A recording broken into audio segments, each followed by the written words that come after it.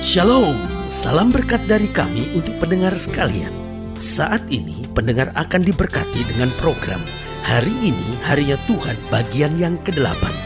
Sebuah program rohani tentang doktrin Alkitab yang menolong kita untuk semakin tertanam dalam kebenaran firman dan bertumbuh dalam kemuliaan. Bersama hambanya, Pendeta Gilbert Lumwendo, STH.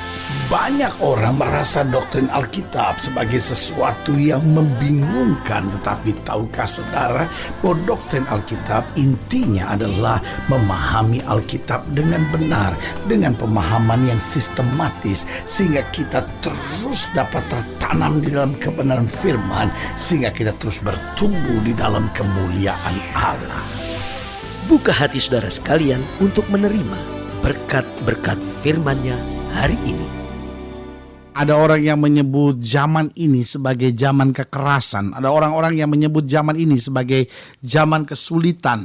Ada banyak orang yang menyebut zaman ini bahkan zaman edan. Zaman yang penuh dengan kegilaan-kegilaan, di mana suami yang sudah punya istri merasa tidak bersalah dengan memiliki wanita lain, bahkan punya anak di luar.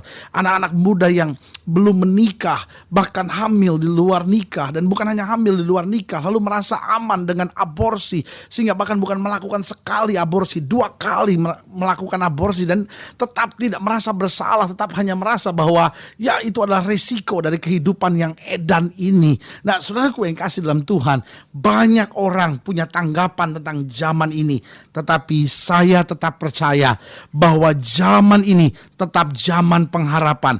Zaman ini tetap zaman yang dikendalikan oleh Kristus. Apapun yang Kristus tidak kehendaki, tidak mungkin akan terjadi. Dan apapun yang Kristus kehendaki, pasti akan terjadi.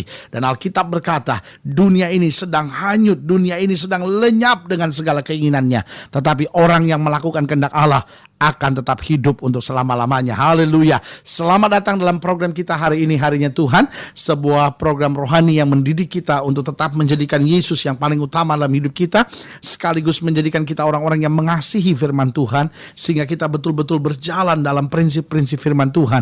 Karena program hari ini, Harinya Tuhan, adalah program rohani yang akan mendidik iman kita untuk semakin hari semakin dekat dengan Tuhan. Haleluya. Nah, saudaraku yang kasih dalam Tuhan, dalam program ini kita sedang membahas Lukas pasal 12 ayat 54 sampai ayat yang ke-59 di bawah judul tentang menilai zaman. Yesus berkata pula kepada orang banyak, apabila kamu melihat awan naik ke sebelah barat, segera kamu berkata akan datang hujan, dan hal itu memang terjadi. Dan apabila kamu melihat angin selatan bertiup, kamu berkata, hari akan panas terik, dan hal itu memang terjadi. Hai orang-orang munafik, rupa bumi dan langit kamu tahu menilainya. Mengapakah kamu tidak dapat menilai zaman ini? Dan mengapakah engkau juga tidak memutuskan sendiri apa yang benar? Sebab jikalau engkau dengan lawanmu pergi menghadap pemerintah, berusaha berdamai dengan dia selama di tengah jalan, supaya jangan kau diseretnya kepada hakim, dan hakim menyerahkan kau kepada pembantunya, dan pembantunya itu melemparkan kau ke dalam penjara, aku berkata kepadamu, engkau tidak akan keluar dari sana sebelum engkau membayar hutangmu sampai lunas. Saudaraku yang kekasih dalam Tuhan, Alkitab sedang menggambarkan kepada kita bahwa kita kadangkala hanya menilai zaman ini dari kulit luarnya. Kita tidak menilai zaman ini dari kacamata ilahi. Kita tidak menilai zaman ini sebagai bagian dari skenario rencana Allah yang sempurna atas kita. Dari mulai penciptaan langit dan bumi, sampai kejatuhan manusia, sampai penebusan manusia, lalu proses manusia untuk masuk dalam kemuliaan kekal bersama-sama dengan dia dalam sorga, rumah Bapa yang kekal. Nah, saudaraku yang kasih dalam Tuhan, itu yang Alkitab sedang mau gambarkan. Kita hanya menilai dunia ini dari kulit luarnya, tetapi tidak bisa menilai dunia hari ini sebagai satu bagian kecil dari satu skenario lengkap tentang keselamatan Allah yang menempatkan manusia di sorga, manusia jatuh, dan tetap manusia akan direncanakan untuk ada dalam kehidupan yang penuh dengan kemenangan bersama dengan dia di sorga, rumah Bapa yang kekal. Nah, bagaimana kita menilai zaman ini? Kalau kita perlu menilai zaman ini, maka kita ada dalam beberapa pertanyaan penting. Yang pertama, kalau kita mau menilai zaman ini, maka kita perlu melihat bagaimana kejahatan di muka bumi ini. Kalau kita lihat Alkitab memang sedang menggambarkan bahwa sebelum kedatangan Kristus kedua kali akan datang masa-masa yang sukar. Manusia akan mulai mencintai dirinya, manusia akan serakah, manusia akan menjadi hamba uang, manusia menjadi orang-orang yang tidak tahu berterima kasih, manusia menjadi orang-orang yang garang, manusia menjadi orang-orang yang melawan orang tua. Jadi kita lihat bahwa kejahatan di muka bumi ini bukan sedang dikendalikan dan dipermainkan oleh setan. Tapi tahukah saudara, kejahatan di muka bumi hari-hari ini sudah dinubuatkan oleh Alkitab. Bahwa manusia mulai membenci sesamanya. Manusia mulai tidak menghargai korban Kristus. Manusia mulai menganggap bahwa agama sesuatu yang hanya mengekang kebebasan.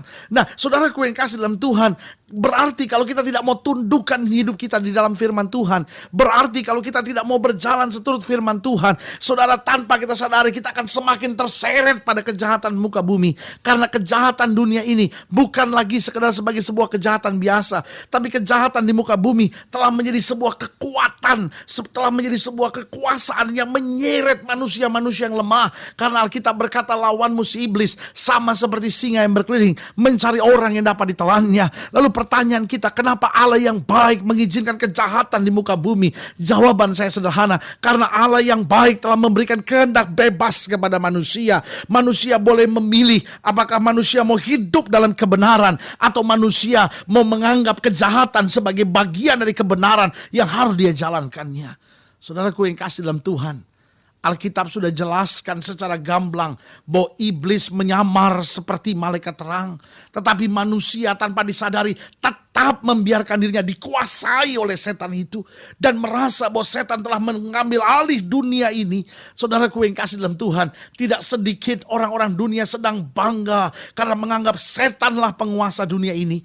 Tetapi tidak sedikit juga orang-orang percaya yang begitu lemah dan merasa seperti Yesus gak bisa berbuat apa-apa terhadap zaman ini. Tapi hari ini sebagai hamba Allah, saya mau ingatkan, Yesus tetap Tuhan yang bertakhta di sorga. Yesus tetap Tuhan yang empunya segala kuasa, termasuk di langit, termasuk di bumi, termasuk di sorga. Segala kuasa ada di dalam tangan Yesus. Berarti sebagai orang percaya menghadapi kejahatan di muka bumi ini, kita tetap berpegang teguh pada prinsip firman Tuhan. Kita tidak akan pernah dikecewakan, kita tidak akan pernah dipermalukan. Jadi waktu kita mau menilai zaman ini, kita perlu lihat bagaimana kejahatan di muka bumi. Karena kejahatan di muka bumi telah menjadi begitu besar, berarti kita tahu Allah sedang mau menggenapi firman-Nya bahwa di akhir zaman akan muncul masa-masa yang sukar. Tetapi justru di tengah masa-masa yang sukar, orang benar tidak boleh terseret pada dunia ini, tapi perlu menjadi terang Kristus yang akan menjadi saksi Tuhan untuk melihat penuaian jiwa, untuk melihat jiwa-jiwa yang lapar dan haus. Kenapa dunia hidup dalam kejahatan? Karena sebetulnya ada kelaparan dan haus. Jika saja dijumpai ada orang-orang benar yang punya hidup yang berkualitas, yang punya hidup berintegritas, yang punya hidup dapat menunjukkan ciri Kristus, maka lewat hidupnya penuaian jiwa besar-besaran akan terjadi. Haleluya. Berarti yang kedua, bagaimana kita bisa menilai zaman? Yaitu pertanyaan kita, bagaimana harapan terhadap bumi ini? Waktu kita menyadari apa harapan pada bumi ini. Saudaraku yang kasih dalam Tuhan, dunia sedang menaruh hartanya di muka bumi ini. Oh, deposito demi deposito, uang, emas, harta, segala sesuatu ditimbun sebanyak-banyaknya dengan harapan, oh ya kalau ini terjadi, ini bisa menolong, ini terjadi, ini masih bisa menolong. Tapi kalau saudara lihat keadaan dunia ini, maka kita ada dalam satu kepastian bahwa dunia ini tidak lagi bisa memberi harapan yang pasti buat kita. Harta tidak lagi bisa memberi harapan. Satu-satunya kepastian yang dunia dapat berikan buat kita, bahwa kepastian bahwa tidak ada kepastian. Saya ulangi sekali lagi, satu-satunya kepastian yang bumi ini dapat sediakan buat kita, yaitu kepastian bahwa tidak ada kepastian. Karena dunia ini memang serba tidak pasti. Kita nggak bisa menaruh harap kita pada bumi ini. Kita nggak bisa menaruh harapan kita pada harta kita, karena semuanya satu saat akan lenyap dan mengecewakan. Tetapi jika harapan kita gantungkan kepada Kristus, di situ kita dapat semangat baru. Di situ kita dapat kekuatan. Di situ kita melihat kemenangan dan mujizat. Haleluya. Jadi bagaimana kita menilai zaman ini? Coba kita tanya pada diri kita sendiri.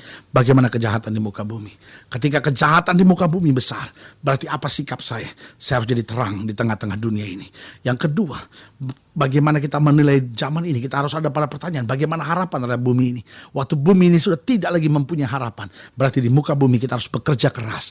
Karena harapan kita, harta kita, kehidupan kita gantungkan dari sorga. Karena hanya sorga yang bisa memberi jaminan pasti buat kita. Dan yang ketiga, yang terakhir, bagaimana menilai zaman ini? Itu kita masuk dalam pertanyaan, bagaimana sebetulnya kegerakan rohani di bumi ini? Karena Alkitab berkata dengan tegas, sebelum datang hari-hari terakhir itu, maka Alkitab berkata, Injil kerajaan harus tersebar ke seluruh dunia. Haleluya. Dan kita lihat di tengah kejahatan semakin besar di muka bumi. Oh, kegerakan rohani sedang luar biasa. Kita nggak pernah menyaksikan kegerakan rohani seperti hari-hari ini. Orang-orang muda masuk gereja. Orang-orang muda mulai melayani Tuhan. Orang-orang muda mulai mempersembahkan hidupnya buat Tuhan. Orang-orang yang menyebut dirinya businessman. Orang-orang yang menyebut dirinya pejabat. Tiba-tiba terima Yesus. Buka hati buat Yesus. Menyadari bahwa saya nggak bisa jalan dengan kekuatan saya sendiri. Saya membutuhkan Kristus dalam hidup saya. Saudaraku yang kasih dalam Tuhan, di seluruh dunia sedang ada kegerakan rohani yang dimotori oleh Allah sendiri. Allah sedang menggerakkan gerejanya. Allah sedang menggerakkan orang-orang percayanya. Allah sedang memakai orang-orang muda, karena Alkitab bilang pada hari-hari terakhir akan ada pencurahan roh, di mana anak-anak muda mulai bernubuat, di mana anak-anak teruna mulai berbuat sesuatu buat Tuhan. Saudaraku yang kasih dalam Tuhan, waktu kita lihat semuanya ini, maka kita tahu zaman apa yang sedang kita lalui. Bahwa kita sedang ada di zaman akhir. Bahkan saya berani katakan bahwa kita sedang ada di bagian terakhir dari akhir zaman ini. Berarti setiap kita harus siap untuk berkata, Tuhan, saya gak mau main-main. Saya mau hidup suci buat Tuhan. Saya mau kerja keras buat Tuhan. Saya mau lewat hidup saya banyak orang lain tertolong. Haleluya. Saudaraku yang kasih dalam Tuhan, kalau saudara ingin dilayani lebih jauh, hubungi kami melalui telepon, hubungi kami melalui surat, kunjungi website kami, karena kami ada untuk membawa Bapak Ibu sudah senantiasa lebih dekat pada Tuhan, mengalami kasih kuasa mujizat yang luar biasa. Haleluya. Melalui program ini juga secara khusus saya mau berdoa buat setiap saudara yang sakit, setiap saudara yang berbeban berat, setiap saudara yang sedang bingung dengan situasi zaman hari-hari ini. Secara khusus saudara boleh taruh tangan kanan saudara di dada dan kita berdoa. Bapa, dalam nama Yesus, hamba berdoa buat yang sakit, hamba doa buat yang berbeban berat, hamba doa buat setiap pendengar sekalian yang sedang ada dalam tekanan, kekecewaan. Hamba berdoa di dalam nama Yesus, Tuhan jamah, Tuhan pulihkan, Tuhan bangkitkan iman mereka, sehingga pengalaman-pengalaman mujizat menjadi bagian dalam kehidupan kami hari demi hari. Terima kasih Bapa, di dalam nama Yesus kami berdoa. Haleluya. Amin. Saudaraku yang kekasih dalam Tuhan, kita sudah berdoa dan ingat, Allah tidak pernah lalai menepati janjinya. Ini saat kita untuk bangkit, ini saat kita untuk tetap bersemangat, bersuka cita menghadapi segala perkara, karena kita tahu Tuhan adalah jaminan hidup kita. Sampai berjumpa pada program berikut. Jangan lupa, jadikan hari ini harinya Tuhan. Haleluya.